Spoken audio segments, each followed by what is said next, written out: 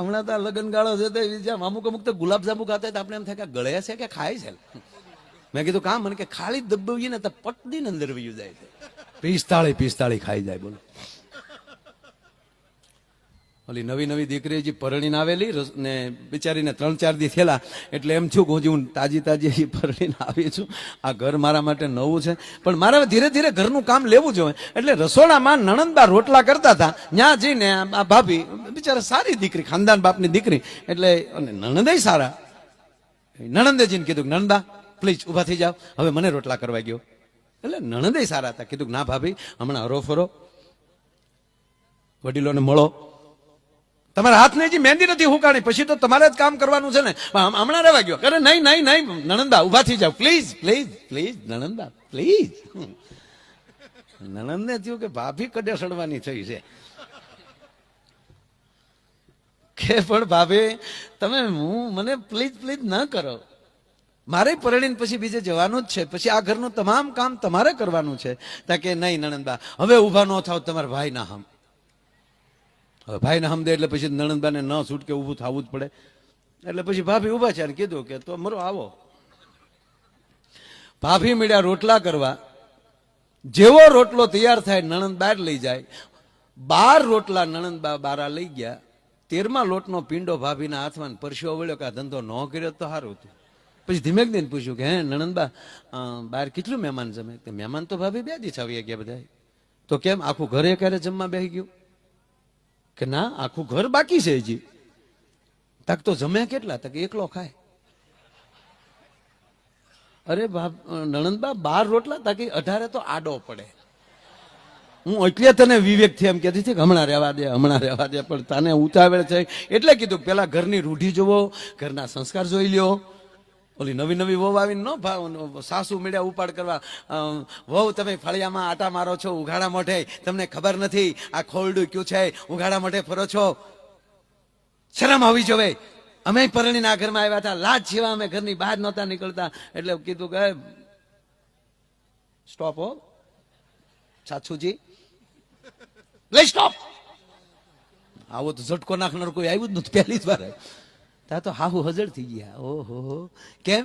તાકે મને 3-4 દી જોઈ લેવા ગયો, આમાં લાજ કાઢવા જેવા કેટલા છે. ઈ લાજ કાઢવા જેવા છે તો લાજ કાઢી ને તારા દીકરા મારા દીકરા.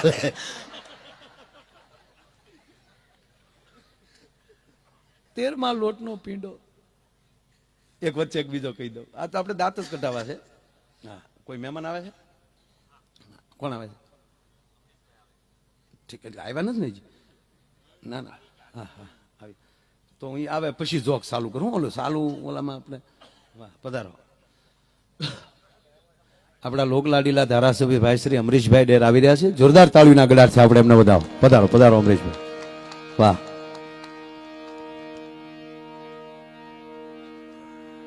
પધારો ખાંભા સ્ટેટ પધારો. કિશોરભાઈ આવો, ઘનશ્યામભાઈ આવો, જે કે પધારો. વાહ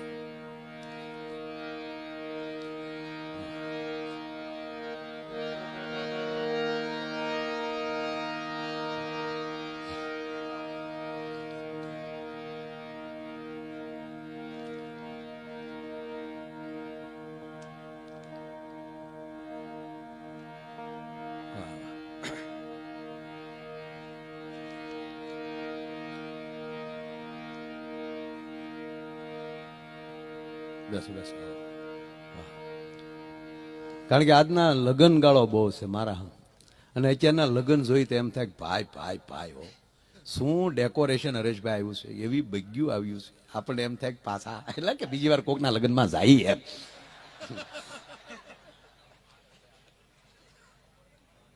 ચાલો મિત્રો આપણે કઈ વાત કરતા હતા?